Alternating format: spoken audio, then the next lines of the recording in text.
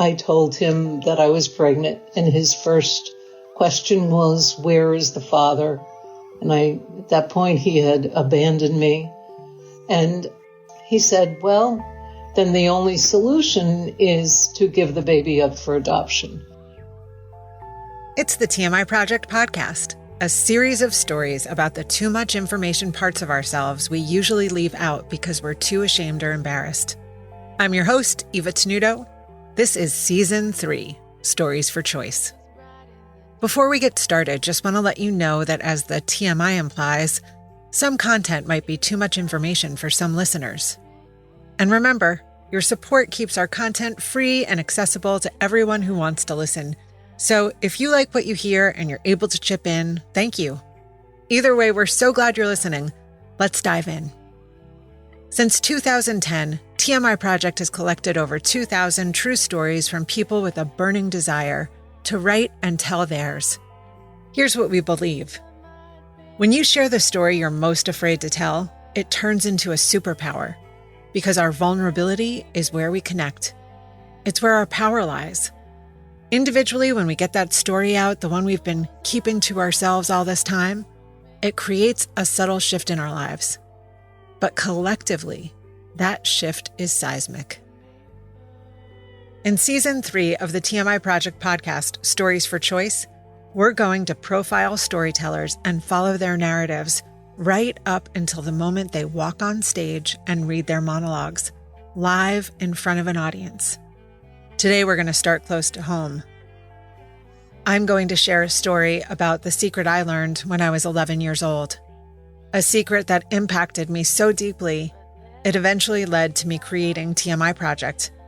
It was a secret that belonged to my mother, her story for choice. Sharing true stories has a ripple effect.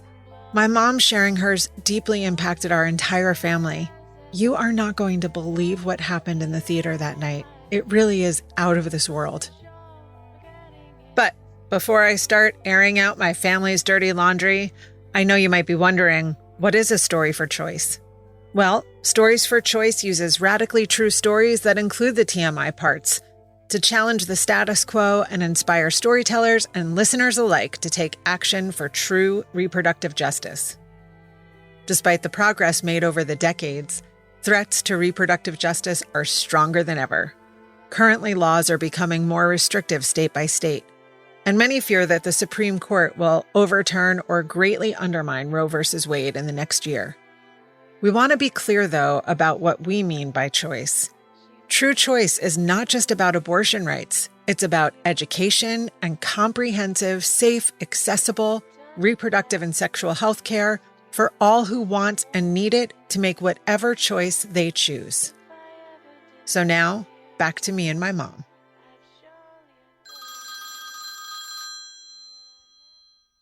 One afternoon in 1984, my mom and I answer the phone at the same time. It's a friend of hers.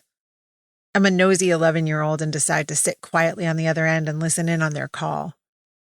Nothing prepares me for what I'm about to hear that day. I hear her friend say, "So-and-so just decided to look for her daughter, the one she gave up for adoption."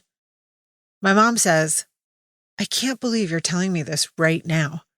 I just started looking for my son again." My world stops. Those last 3 words play on repeat in my mind. My son again? My son again? My son again? What son? What is she talking about? I'm the oldest of 3 girls. A son? Who is this woman? Where did my mother just go? I'm frozen in time with a secret lodged in my throat. I don't know how my body knows, but as I ingest this secret, it absorbs the shame of decades. My mom doesn't want me to tell my sisters. She says they're too young to know. So I become the only kid at our dinner table who knows that there is a kid missing.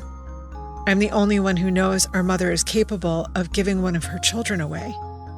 I'm the only one who knows why the sadness she carries with her rises to the surface each May.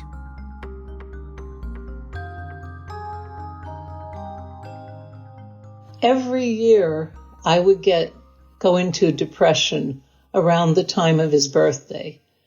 And no matter where I was or who I was with.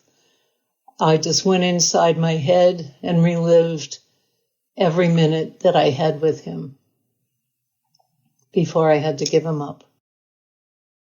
Just a couple of years earlier, when I was 9, I found out that this specific set of circumstances went back generations. My mom's mother, my grandmother, also had a baby and gave her up for adoption. Since I was younger when I found out about my grandmother, I didn't question it or understand the details. I didn't know that in 1938 my grandmother became pregnant out of wedlock. Just to remind you what the state of reproductive justice was like at that time, 1938 was the year the federal ban on birth control was lifted. The ban, part of the Comstock laws, said that talking about contraception was obscene, and doctors could be jailed for prescribing any type of contraception. The pill didn't become available as a form of birth control until 1960, and the IUD in 68, so condoms and diaphragms were the obscene topics of conversation that could put medical providers behind bars. And the ban was only lifted for married couples. Being pregnant out of wedlock, whatever the age or circumstance, was considered shameful. For the duration of my grandmother's pregnancy, she hid out on a farm in Nebraska, where she traded work for room and board, so her family in Iowa wouldn't find out. She slept in the basement with the family's 5 dogs. For 2 months, she cared for her baby girl in that basement, and then had to give her up for adoption. She returned home, forced to act as if nothing had happened.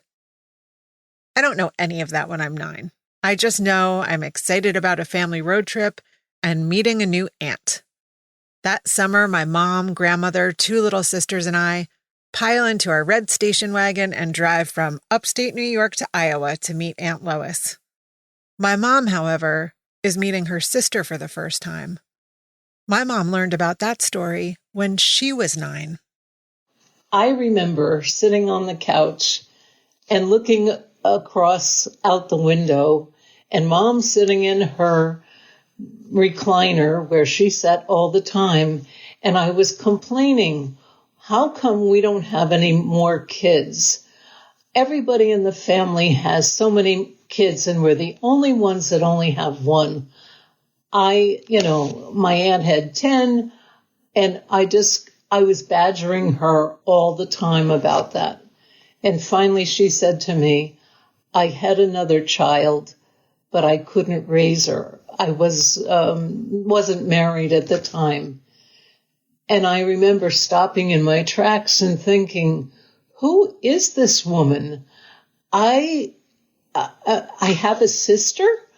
I've always wanted a sister. I was so lonely, never having any other siblings and having parents that were lost in their own world. I couldn't believe I have a sister.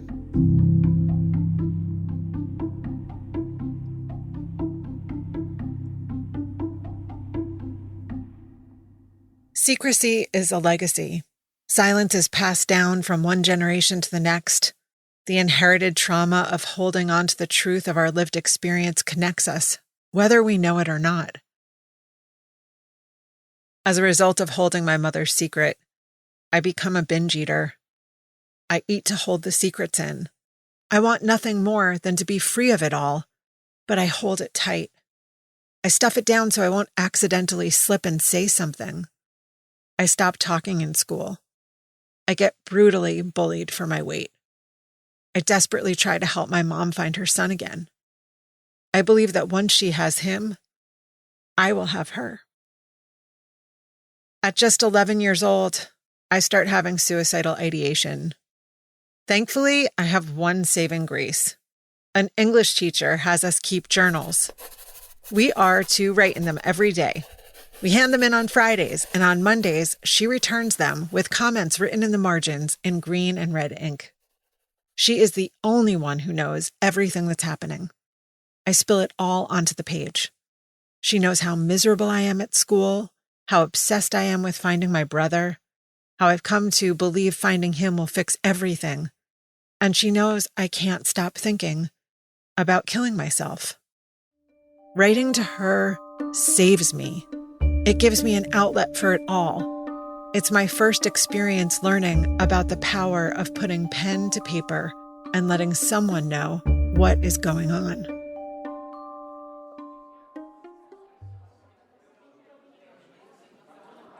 My mom does something at the time, too, that changes my life forever. She enrolls me in an acting class. I'm silenced at school, but when I step on stage, I can let everything I have bottled up out. I can express myself and be seen. But secrets have a way of snowballing. After the stint with binge eating comes a slew of diets and eating disorders. I start drinking at 14 and continue to do so alcoholically until I'm 32 years old. In 2005, I finally find my way into the rooms of recovery and discover the power of the shared story. At every meeting, I sit on the edge of my seat listening to every person who shares what they struggled through, and I make mental notes anytime a solution is shared. One slogan catches my attention more than the others.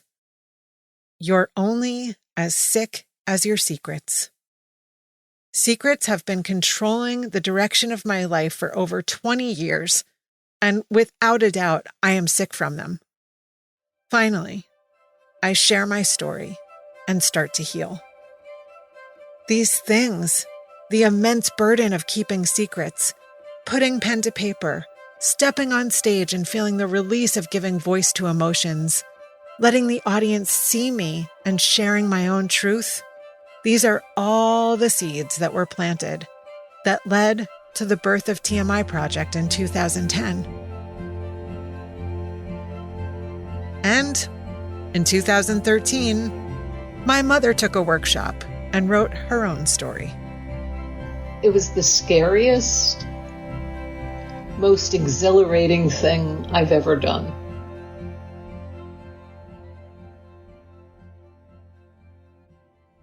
I think Alice, she should have been a private investigator, based on, how she found me, but she might have a better memory of this than I do. But I think what happened was I was contacted by a service, by the Catholic Charities.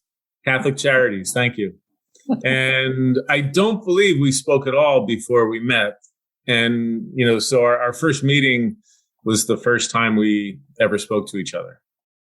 The phone is ringing, and it's the social worker. And she wants to know why I called. And I told her I wanted to find my son. And she said, why now? And I explained, that he was young. I didn't want to interfere. But now he's older, and I'd like to find him. And she said, yes, because you loved him, you didn't want to interfere in his life. So she told me what the process would be, that the laws had changed and they would send a letter to the birth parents. And if they agreed, then the Catholic Charities would set up a meeting. It was a weekday and I got a call from my father at work. And that was the first time that ever happened. And I was pretty shocked. And, I answered the phone and it was him. And he asked me if I was busy that night. And I thought that was strange as well. And then he asked me to come home. He said, why don't you come home for dinner? And it was just a very kind of bizarre thing, but I agreed. I left my job in New York. I hopped on the train and then I went back to Milburn, New Jersey. And normally when I got off the train, I would have to walk home. And it was about a 15-minute walk. And there he was in the parking lot in the car. So I immediately knew there was something very dramatic going on. And I got in the car and I was just like, all right, what's going on? And he's like, well, I guess you could tell this isn't a usual request for you to come back and have dinner. And he said that your biological mother had contacted us and was interested in meeting. And I was really shocked. And I had a whole bunch of different things going through my head. But, he said that he was 100% okay with whatever I decided to do. And he said that, as long, if I did decide to meet with her, that I was requested not to tell them. I was supposed to wear a purple shirt, a sweater, and he was supposed to wear a white sweater. That's how we were supposed to recognize each other at the Boathouse restaurant. I'm just a nervous wreck. And I can't believe that I'm wearing this heavy wool purple sweater and it's 75 degrees out and I'm sweating and thinking I'm going to meet him for the first time and I'm going to be drenched as we walk towards each other. And I was ready to embrace him and he handed me his hand to shake hands. And I thought, okay, all right. I don't remember shaking hands, but I guess I just didn't understand, your emotional level. And I was more of a, nice to meet you kind of a mode. I think one of the things that was in my head was just seeing someone that looked like me, being in a family. It was an amazing experience growing up and I had great parents, but it was always a question of why don't you look like your brother or your parents? And it was good to see someone with my lips. I had only met Chris once when I was 18 years old. We were both awkward and nervous and unfortunately got too drunk for either of us to remember much of that encounter. And then I never saw him again. I moved to New York City, and though he and my mom stayed in touch and developed a relationship, I no longer lived at home and never saw him when he came to visit. And then he moved to Japan. He was scheduled to come to the States for business the week after my mom told her story on stage. But his business plans changed. And all of a sudden, he was going to be in town the weekend of the show.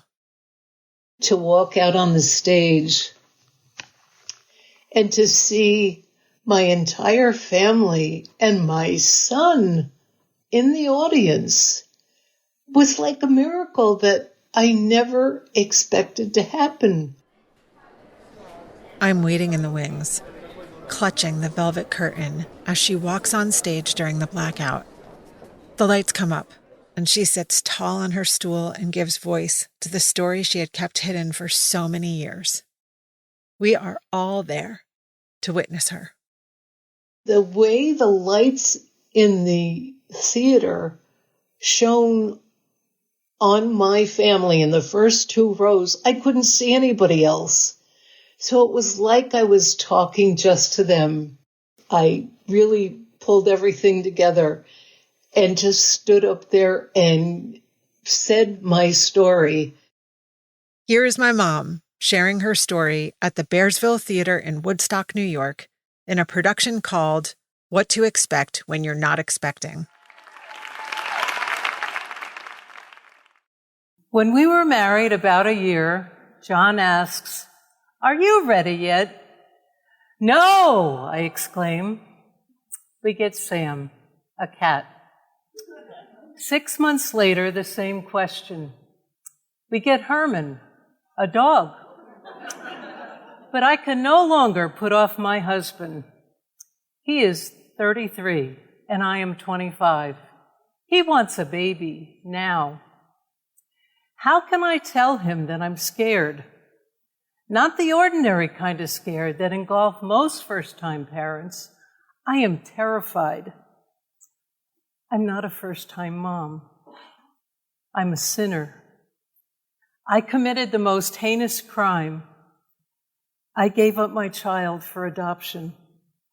It's 8 years since I gave up my son. I am absolutely sure that I will be punished with the wrath of God. I am so sure that when his sperm meets my egg, lightning will strike my uterus. My whole body will go up in smoke. The baby will have the most hideous birth defects this world has ever seen, all because of what I did when I was 17.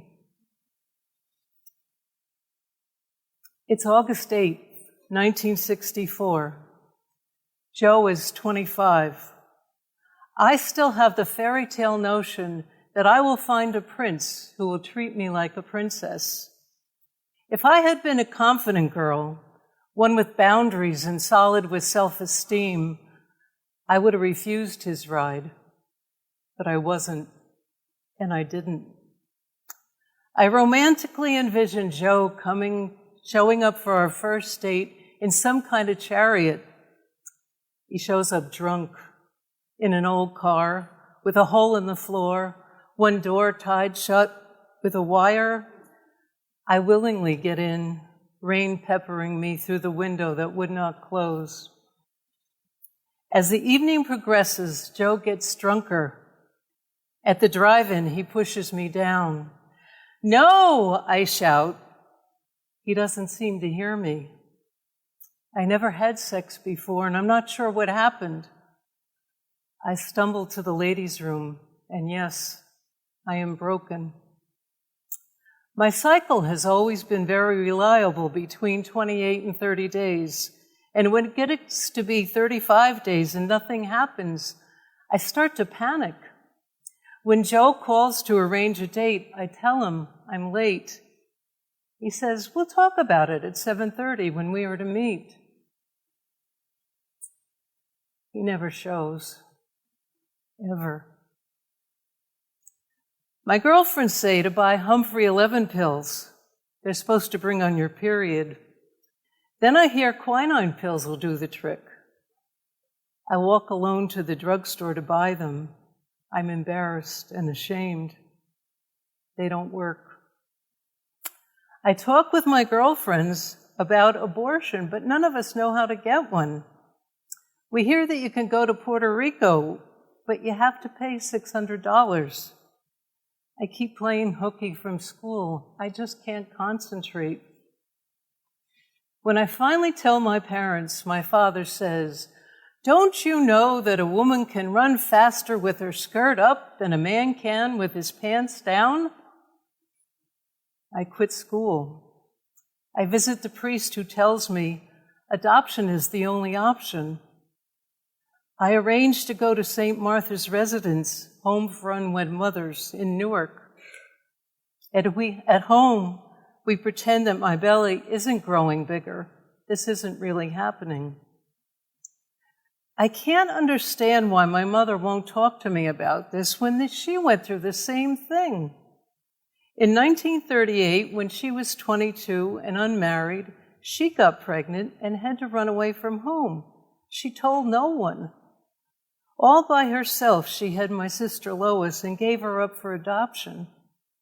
25 years later, she watches me go through the same thing, but says nothing. How is this possible?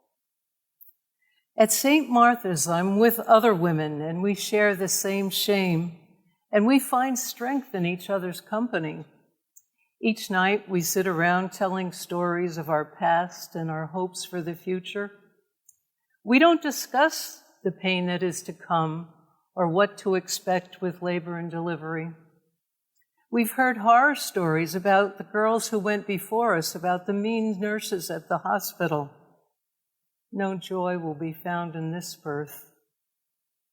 When the baby is born, I spend 2 days with him, counting 10 baby toes and 10 baby fingers on his perfect baby body. I tell him how much I love him. I keep his first baby picture, and I feed him, and I name him Paul Joseph. On the third day, I say goodbye to that sweet baby boy. Mom and Dad finally come to pick me up to sign the papers. On the way home, we stop for drinks. 8 years later, when I am 25, my husband and I have no problem conceiving. Every occurrence around this pregnancy and birth stands in vivid contrast to the one before. John reassures me that this time I will not be alone, and I'm not. We go to classes together to learn about every step of delivery and birth. At 17, when my water broke, I didn't even know what happened. No one ever told me what was going to happen. The nuns don't explain a thing. They just call a cab to take me to the hospital alone. At 25, I choose my doctors carefully, making sure that they're well-versed in natural childbirth and will allow me to nurse my new baby on the delivery table. At 17, I had to use the doctors the cat charities picked for me. Natural childbirth was not an option, and before I knew it, I was heavily drugged for the birth. At 25, John coaches me in Lamaze and never leaves my side. At 17, each contraction experienced alone magnified my pain and sorrow. My new in-laws and everyone I know gathers to shower me and my new baby with gifts. Even people I don't know well send presents to celebrate this new life. I joined La Leche League to learn how to breastfeed and welcome this new baby into our family. On the day of delivery, John drives me to the hospital. We talk to each other and connect before we experience this ancient rite of birth. After 7 hours of labor, she arrives. No devil child was born that day. She's a perfectly beautiful, sweet baby girl. She comes bounding into the world smiling. We call her Eva.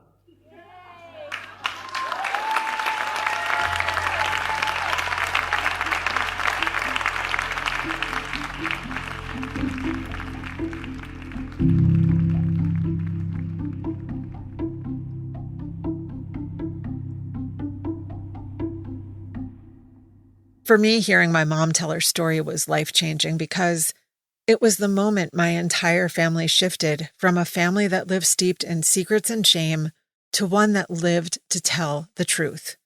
It gets messy at times, but it's worth every bit of mess to live in connection, to live with freedom, to live with the ability to love each other for who we really are, not who we're trying to pretend to be. When I went to see Alice perform her story, to be honest, I didn't fully understand what I was walking into. It was a bit difficult to process at the time, but then after a while, trying to understand what she went through and, how she felt about, what could have been at the time if laws were different or rules were different, or, that was a lot for me to understand and process at the time. But I still, didn't fully understand everything you went through, even until maybe the last few years. Like, I didn't understand the extent of the situation that you were in and how difficult it was. And, I think I watched a video of you online maybe a year ago. And I think that's when it really, sunk in.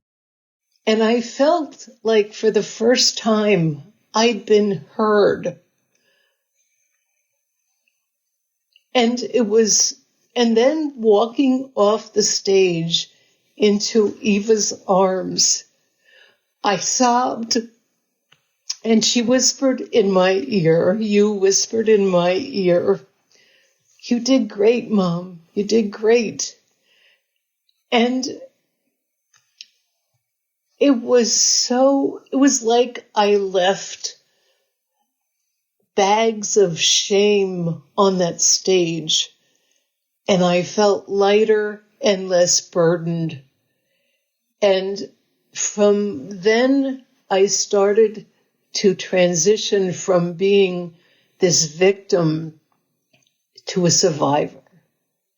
And every time we told the story, to see the faces of the people in the audience who had no idea what women had to go through was amazing and just so great to be heard finally and to be able to tell your story, your truth. So it was a phenomenal experience, life-changing for sure. She's one of the coolest people I know. I think, what she's done with her life, and I just have so much respect for her and the way she thinks about things in life and how she handles everything that kind of comes her way. So she's been kind of a role model for me.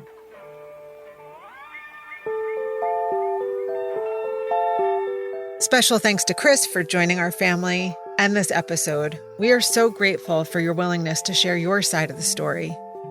And thank you, Mama, for sharing your story and helping to inspire a movement of sharing secrets and ridding ourselves of shame. Stay tuned for next week's episode when we introduce you to Betty and Morka, who were both at the Women's Weekend workshop with my mom. They both held on to a secret for decades until that weekend, and when they shared it, they discovered they no longer needed to hold it alone. I'm Eva Tenuto. If you like what we're doing, please subscribe, rate, and leave a review wherever you get your podcasts. It really helps. TMI Project is available to offer true storytelling workshops and performances for your school or workplace. This episode of Season 3 of the TMI Project podcast, Stories for Choice, was produced in partnership with Radio Kingston. It was written by me and edited, produced, and mixed by Dacia Clay. Our theme song is Secrets by Edison Woods. Our operations and programs manager is Blake Pfeil. Our marketing and digital coordinator is Laura Marie Ruocco. Our administrative assistant is Elijah Jackson. Our graphic designer is Lauren Gill. Our workshop leaders are Perla Ayora, Kiebpoli Calnek, Hayley Downs, Jonathan Gonzalaz, Raine Grayson, Ray Lipkind, Dara Lurie, Micah, Julie Novak, Blake Pfeil, and me, Eva Tenuto. To learn more, support our work, and find a special writing prompt so you can start telling your story, visit tmiproject.org/podcast.